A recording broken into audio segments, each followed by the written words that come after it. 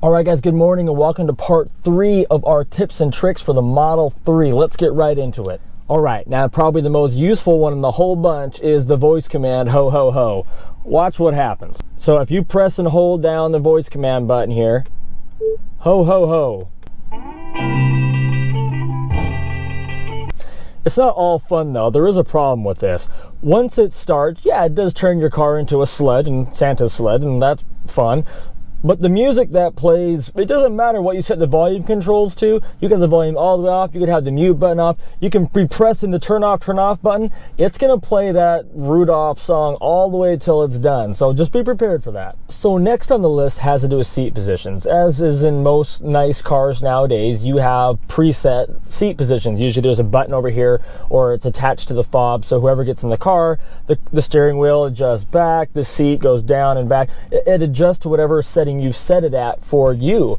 And so my wife is about 1.5 feet shorter than me. I'm 6'2", she's 4'3", sometimes 4'4". I don't know why there's always a variance there. But when we get in the car, it's vastly different, our settings. So what's nice about it is you can do the same thing in the Tesla. Over here on the top, you have your profile settings and you got Amber, Cody, and based on who gets in the car, you can tap that and it'll adjust to that person. Now, there is one thing about this that makes this a lot easier. The way I like to sit in the car is I like to sit kind of down and have the steering wheel kind of close to me and high up.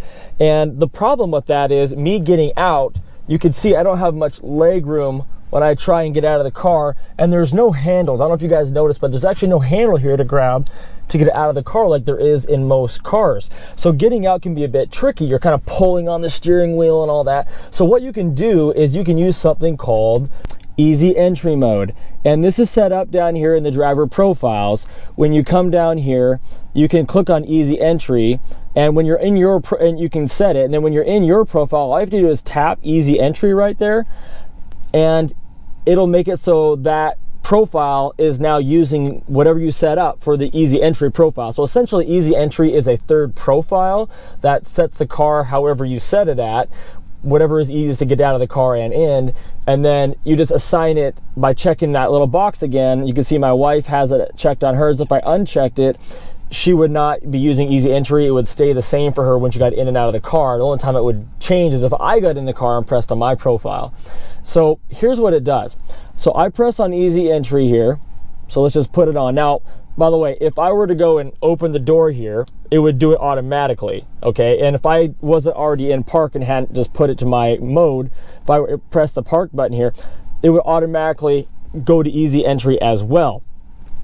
So let's just go and put it here manually. Easy entry. Now watch, steering wheel goes up, seat is sliding back and going up for me.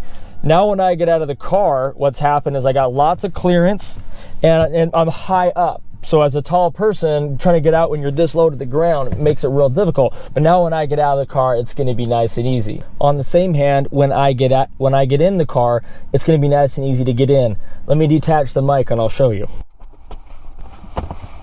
As soon as I put my foot on the brake,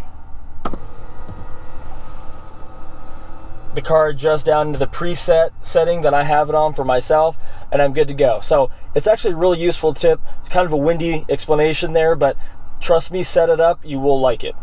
Now this next one falls into a little bit more of a safety feature, but let's say that, you know, in a normal gas car, you pull into a parking lot and you're distracted, you got all kinds of stuff going on, and you just simply, you know, open the door and get out. Well, your car is still in drive and it could go forward and there could, you know, could potentially hurt somebody.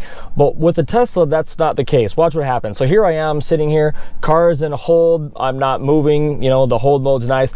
Watch what happens. As soon as I press the door button, okay, watch this.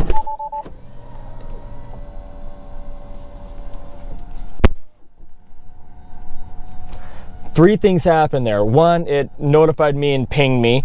Two, it automatically put it into park. And then three, it says vehicle automatically parked to prevent rollaway. And then three, the next thing was it went into easy entry mode that we just talked about. So a lot of things happen just by pressing that electronic button, and that's the thing that a lot of people don't quite remember about this car, is that it's all one big computer. Everything's talking to each other all the time, which makes a lot of nice efficiencies. Okay, now this next one I might cover more in a future video, in my accessories video that I'm working on, but let's just say that you have more than 2 USBs that you need powered up. Maybe you got a USB drive and you want to also plug in a phone charger or 2. How do you keep track of all those USBs and how do you use them all? Well, I mean, obviously there's a hub for it. And so here's what I do to solve that problem. Underneath here, I just have this really cheap Amazon charger. And you can pick, I think this thing's like $9 or $10, but it's real simple. You can turn it off by pressing these buttons here. And so I just have 2 that are going to my phone chargers up here. I do not have a wireless charger. It's just the normal charger. I do have a wired port sticking in here, or cord to charge my phone. Like if my wife wants to be on her phone and working on it while it's charging, because obviously plugging in to these 2 spots here don't allow you to use your phone. And then of course I have this set up for Sentry mode, which we'll talk about here in just a second. And by using that USB hub, you also get this other spot back here that opens up. So you ended up actually having 5 different spots that you can plug USBs into in the car, which is great, not including the ones back here if you happen to have the premium package, which you have in all-wheel drive vehicles. Now, when it comes to using the voice commands, we talked about in the first video the quick way of doing it, which was just simply pressing on it, take me to Safeway, pressing again right away, and how fast that is. But let's talk about for a second what all the ways are that you can command the car. And there may be more that we're going to cover today, but let's just cover a few of the ones you're going to actually use. So with navigation, there's a couple ways of doing it. You can say, like I just did, take me to Safeway, and that's going to work fine. Okay, you can also say navigate to Safeway, and it's going to pull them all up, and it's just fine. Now, I mean, you press the closest one, obviously, or whatever. You could say call Cody Fair, and it will pull up, you know, that contact, and you know, you can call your contact by tapping on it. You can say play music by Garth Brooks. Obviously I can't actually play those because of copyright. So you can say navigate somewhere, take me somewhere, call somewhere, play music by this artist, play this type of music, genre type thing, and a few others. But for the most part, those are the ones you're going to be using. Now, one thing I can't really show you right now because I have car seats in my back seat, but it actually is really cool, is you can see here on the screen that it shows it knows there's pressure in the seat, so it puts a little seatbelt sign there. There's no seatbelt on. If there was someone sitting in my back seat back here and they didn't have their seatbelt on, it would look the same. It would have it there. But what you could do if they were kids, like in car seats for some reason there, you could tap on that seat and then that picture would turn into a car seat, which is actually pretty cool. And I noticed that the first time I put my kids in the car, but now that there's car seats in there and the weight's constantly there, it doesn't do it anymore. Now on this next one, I'm sure your kids don't do that, but mine tend to, as they're sitting in the back seat, wander over to the sides with their hands and start pressing buttons. And it's not like a normal car where you got to actually give some pressure on a lever to open a door. So as a parent, you're going to make sure your kids are safe. So one thing that you can do, which is great to make sure that this little button doesn't work over here, is turn on the kid mode on the back seat. So if we go into the settings here and we go to locks, you just come down here, hit child lock, and then you can ensure that your kids never accidentally open up the door while you're driving down the road. Small tip, but it's pretty important. Okay, so now let's say you come out into your car and it's just stuck. I mean, you're pressing the button and just nothing's happening. Your car's unlocked, you're synced to your car, you're doing everything you know to do every other morning, but this thing's locked in here. Well, rather than taking wires and cutting this off, let me show you a quick little easy trick to get this out. Open your trunk, okay, and down underneath here you'll see there's actually a mesh, and I don't know how well you can see it here, but there is a mesh kind of thing right here, and inside of there's a little lever, little thing to pull right here. When you pull that, it'll manually release that wand right out of your car, just like that. All right, now this next one is really actually quite useful because it's gonna do with Sentry mode. So if you don't have Sentry mode set up already, the Sentry mode is this little round, well, it's a little camera up here on mine. But if you have Sentry mode set up and you don't have a USB port already in your car down here in the USBs that I showed you guys earlier, it'll show a little circle right there that's showing USB mode or Sentry mode is on.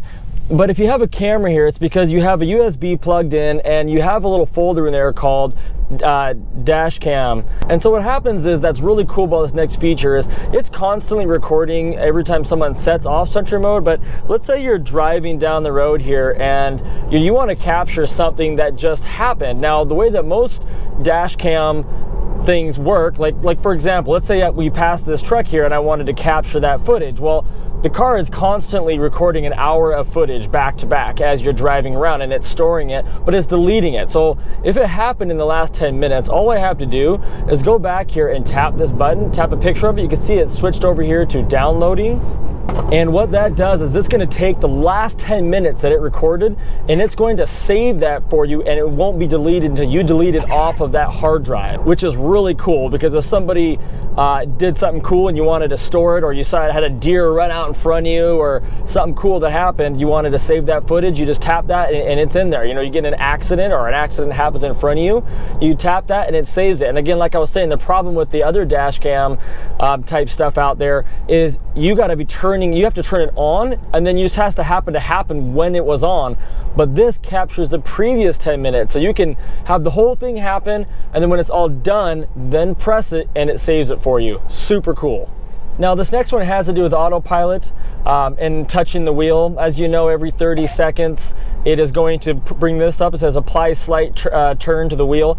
Instead of actually tapping the wheel, you could just scroll this wheel right here, and that'll also take away the notification. So for some of you, if that's a little easier, if you'd rather do that than put some pressure on the wheel, then you're welcome to do that. I don't recommend it, because right now you need to always have your hands on the wheel and be safe and watching out. But that is an option for getting rid of that notice. Like you guys know, I like to keep my hand on the lower part of the steering wheel. It just seems to do a better job for me of not having to constantly touch the wheel.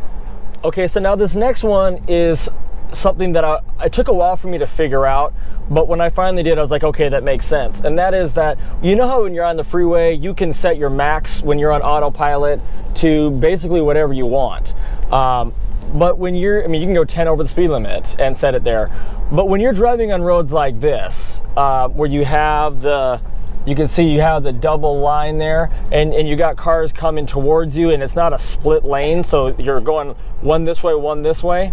When that's the case, you can only go 5 over the speed limit. So when I adjust this up here, you can see the max only goes to 50, and then it says auto steer speed restricted to 50 miles per hour.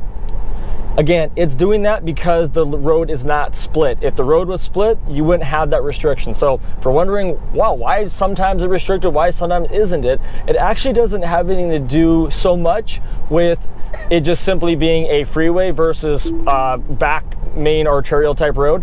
Okay, it has to do with the fact that the lanes are split versus the cars coming right at you in the lane right beside you. Alright guys, thanks again for watching another one of these videos. This was number 3 in the series of little tips and tricks. So if you haven't seen the other ones yet, make sure you can go check those out. If you're already a subscriber to our channel, thank you guys so much for your support. If you're not, what are you waiting for? Go down there and hit that subscribe button. If you like this video, hit that like. You know how to do this already. Anyway guys, thanks again for watching our video. See you guys on the next one. Hey guys, thanks again for watching one of our videos. If you like this video, please give me a thumbs up. If you're already a subscriber, thank you. And if not, please consider. I try to post on a weekly basis at least once, and really with this channel, I'm just going to be tracking all the updates, tracking what you can do with the Tesla and what it's like having one. Thanks again for watching. I'll see you guys on the next one.